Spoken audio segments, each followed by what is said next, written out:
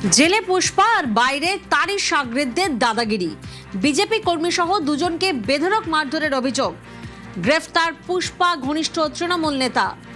সমীর প্রতিনিধি আমাদের সঙ্গে রয়েছেন। সমীর, কতটা দাপটে এই তৃণমূল নেতা যে এভাবে বিজেপি কর্মীদেরকে বেধড়ক মারধর করছে, দাদাগিরি চলছে তার?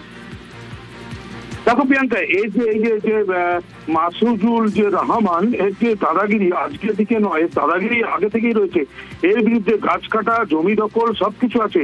যেহেতু এর মাথার উপরে হাত আছে পুষ্পা, জাহাঙ্গীর খানের এর মাথার উপরে হাত থাকার কারণে এলাকায় দাপিয়ে বেড়াতো। যখনই ভোটে যখন পালা বদল হয়, তখনই এখান থেকে উনি গায়েব হয়ে যায়।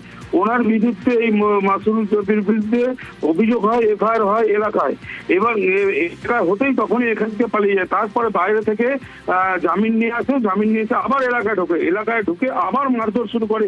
এই যে যাকে মারা হয়েছে শেখ আসলামকে, এ হচ্ছে প্রতিবাদ করতে, বিজেপি কর্মী, এই প্রতিবাদ করতে কাটা কিংবা তারপরে কালকে সুযোগ পেয়ে একটা একা পেয়ে তাকে তখন মারধর করে এবং এখনো হাসপাতালে ভর্তি আছে।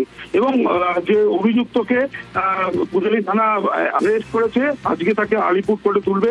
এর যে দাপট, এই দাপটের এর বেআইনি কাজ, যা গুজরালিতে একাধিক অভিযোগ রয়েছে এই তৃণমূল নেতার বিরুদ্ধে। মাফিজুল রহমানের ছেলেটা মারধর করেছে। যখন মাফিজুল রহমানকে পুলিশ অ্যারেস্ট করে গাড়িতে তোলে, তখন আমি ওইখান থেকে আসছিলাম। তো আসলামের বাইকটা পিছনে পড়ে গিয়েছিল। তারপরে একটা আওয়াজ আসলো জোরে করে, সবাই আসলামের দিকে তেড়ে আসলো, আসলামের উপর আক্রমণ করলো। প্রায় 10 থেকে 12 জন আসলামকে একা ফেলে মারছিল।